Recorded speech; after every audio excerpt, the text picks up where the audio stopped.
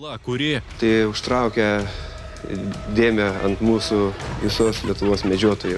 Byla, apie kurią niekas nenori kalbėti. Nenorit į kameras mumis pabendrauti. Byla, kurios tyrėjai. Bijo viešumos. Byla, kurios baigtis lems ar tai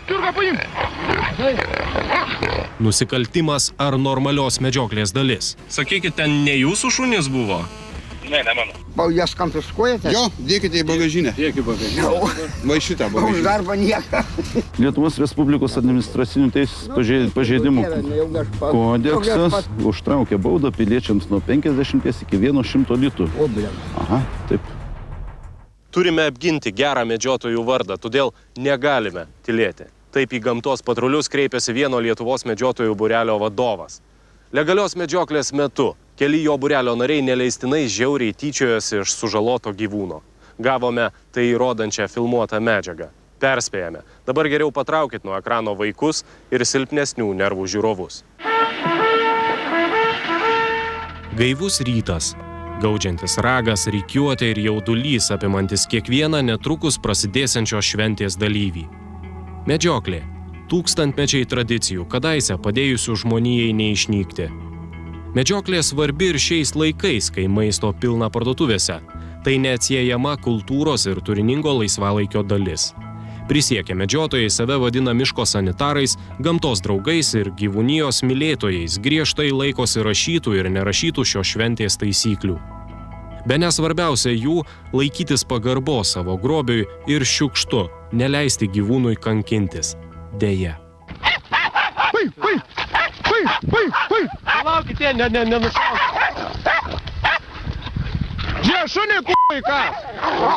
Gerai. Paim čiurką, paim čiurką. Yes. Žiūrėk.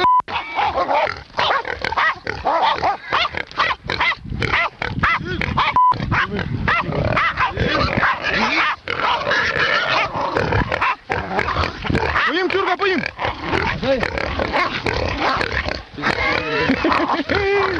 Gyva šerną pačią. Atiduok šerną. Čiurką paim. Žiūrėk, kaip įsikabinęs, čiurką. Paim čiurką, paim. Žiūrėk, da šerniukai, žiūrėk, pasigavo. Gerai. Paim. Kur. Žiūrėk, čiurką, kur.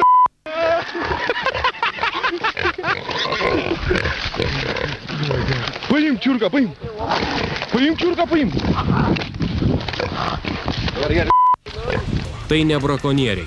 Ką tik matyti vaizdai užfiksuoti legalios daugiau nei prieš 2 metus Žemaitijoje vykusios medžioklės metu. Gerai įsidėmėkite kiekvieną detalę. Tai svarbu. Nes šis viešumon patekęs medžioklės epizodas vienas iš nedaugelio Lietuvoje netrukus pasieksiantis teismą. Tai užtraukia dėmę ant mūsų visos Lietuvos medžiotojų.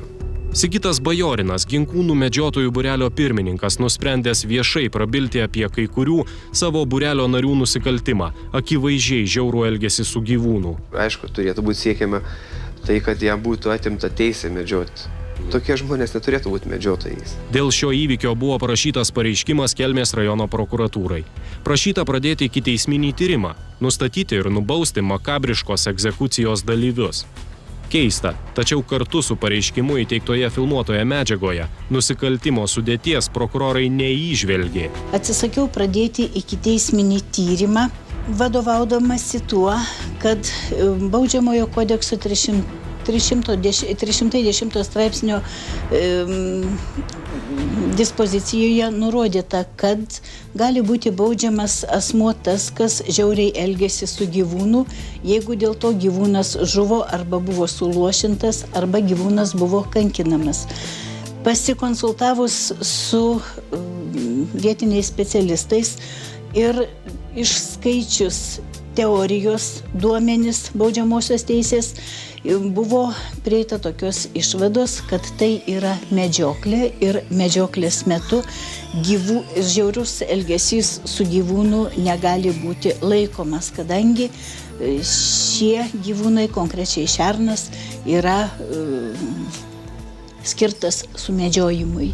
Įdomi teisinė logika, vadovaujantis kuria šis epizodas prilygintas normaliai medžiokliai. Tačiau neskubėkime kaltinti prokurorės. Pasirodo, nepradėti ikiteisminio tyrimo, ji nusprendė pasitarusi su kai kuriais ekspertais. Aš kreipiausi konkrečiai į Kelmės rajono ir nei vieną medžiotoją ir nei vieną medžiotojo būrelio vadovą ir man išaiškino, kad tai yra medžioklė ir negali būti žiaurus elgesys su gyvūnais, ta prasme, šioje konkrečioje situacijoje. Šią kai kurių medžiotojų ir prokurorės logiką suabejojo Kelmės rajono apylinkės teismas, įpareigojęs prokuratūrą vis dėlto pradėti ikiteisminį tyrimą dėl žiauraus elgesio su gyvūnais. Surinkti visą ikiteisminę medžiagą, tai yra įrodymus, nustatyti įtariamuosius prokuratūra pavedė rajono policijai. Sužinoti, kaip sekasi tai daryti ir ar ši byla nėra vilkinama, gamtos patruliams nepavyko. Bylos tyrėjas bendrauti atsisakė. Nenorit į kameras mumis pabendrauti? Ne. O dabar apie ypatingai slaptos bylos atsakovus, kitaip tariant, šerno egzekucijos dalyvius. Deja, filmuotoje medžiagoje jų veidų nesimato. Tačiau prokuratūrai siųstame prašyme figūruoja 2 pavardės asmenų, Ginkūnų medžiotojų būrelio narių, kurių atžvilgių prašoma pradėti ikiteisminį tyrimą. Bandome su jais pasikalbėti ir galbūt susitarti dėl interviu. Labadiena. Labadiena. Ar su turim garbės kalbėtis? Taip. Labadiena. Čia jums skambina žurnalistas iš Lietuvos televizijos laidos Gamtos patruliai, Daumantas Butkus. Taip. Norim šiek tiek jūs patrukdyti. Reikalas kalba eina apie 2005 metų gruodžio 18 dieną vykusią medžioklę. Mes turim filmuotą medžiagą, kurioje yra pribaigiamas šernas. Šunimis pjudomas. Ir turim tam tikrų duomenų, kad jūs dalyvavot visame tame. Nejuokaukit tokių dalykų. Arba išsijungė, arba žmogus numetė ragelį. Bandom prisiskambinti toliau.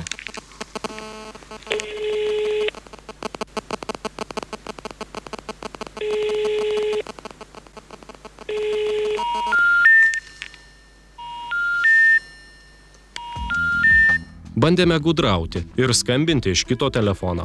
Gudrybė nepavyko. Ragelio mūsų pašnekovas ir toliau atkakliai nebekėlė. Kitas prokuratūrai nurodytas asmuo, taip pat Ginkūnų medžiotojų būrelio narys, buvo kalbesnis, tačiau susitikti atsisakė. Mes turim duomenų, kad jūs dalyvavote tenai. Ten daug dalyvavo mūsų ratelio medžiotojų turbūt. Kas turi davę duomenų, ten su tais bendraukit, ką aš dabar jums galiu pasakyti. Na, mes norim su jumis pabendrauti kaip su tos medžioklės dalyviu. Tai žinokit, ten tų dalyvių buvo 30. Ten turbūt yra geriau, kad žino apie tą medžioklę. Kas pasamdė jumis su to ir bendraukit, žinot, ką aš ten turiu pasakyti. Na, mes turim duomenų, kad jūs dalyvavot būtent tos šerniukės pribaigime. Ar tai yra teisybė? Aš neteisybė. Neteisybė, kad aš dalyvau. Man čia ne pirmą kartą tada šnekat, bet kas užsakinėjai, tegul ten šnekat. Tas pasakas tavo. O gal žinot, kas ten dalyvavo, kas nufilmavo visą tą vaizdą? Aš filmavau, kiek suprantu, tai jau kas jumis ir užsakė.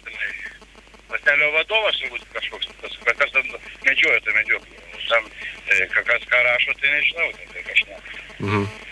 Bent jau aš mačiau tenai, tai manęs ten nėra. Ką man pačiam rodė, ten manęs nėra. Sakykit, ten ne jūsų šunys buvo? Ne mano. Gal jūs norėtumėt pabendrauti į kamerą tiesiog, kad nereikėtų telefoną? Tiesiog aš nenorėčiau tokių dalykų, nei bendrauti į kamerą, čia man jau suvoda su jais, aš 2 metų su jais.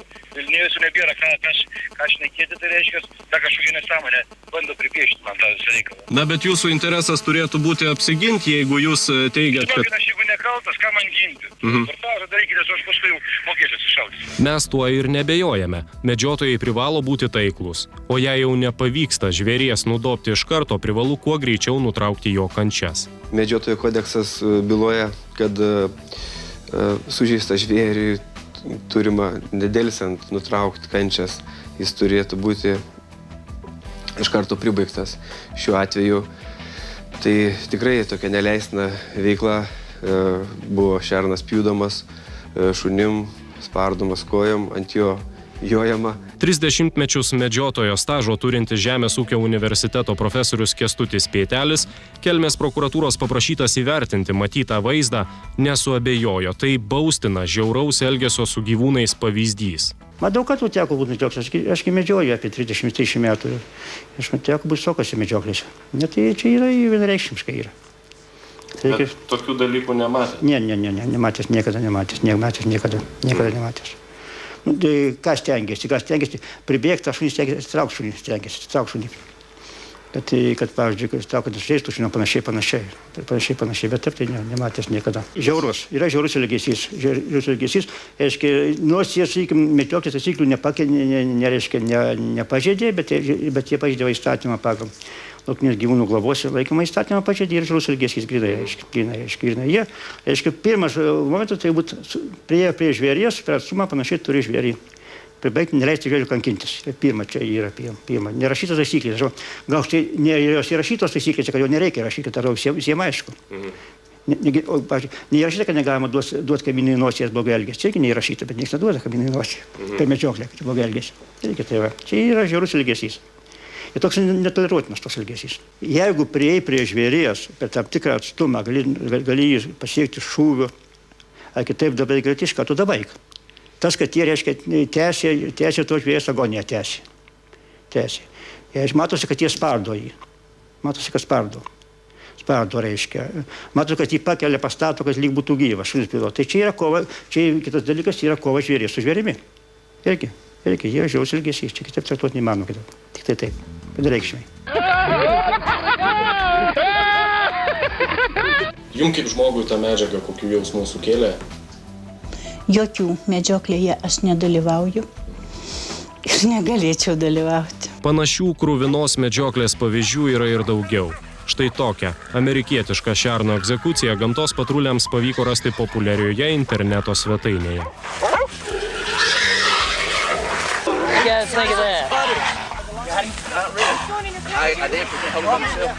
Įdomu, kokiais žmonėmis taps šie sužvėrėjusių medžiotojų vaikai. So what did you guys think of this hog hunt? Fun. It was fun? Huh? So here's the real question. Are you ready to go do it again? Yeah! All right. Medžiotojų visuomenė yra marga, pradedant nuo ūkininko, baigiant prezidentų Lietuvos, jo ekscelencija Algirdo Brazausko. Bet, kai sakoma, tarp čigonų vagių pasitaiko ir tarp medžiotojų pasitaiko žmonių tikrai peržengiančių visas ribas. Visgi pas mus visa visuomenė yra baisiai pikta. Tai visuomenė pikta. O medžiotojai kas? Medžiotojas yra visuomenės tos pačios visuomenės dalis. Kaip ir vairuotojas mes visi savo, kad vairuotojai yra, taip ir medžiotojai yra tos pačios visuomenės dalis. Ir ten į tokios atrankos nesiprata, kad atrinktų pagal psichiką medžiotojais. Jie išlaiko tuos privalomus egzaminus, panašiai viskas. Ir tos pačios. Ir papuola, visokio papuola žmonių, visokio papuola. Gerai. Paimai. Žiūrka, kur.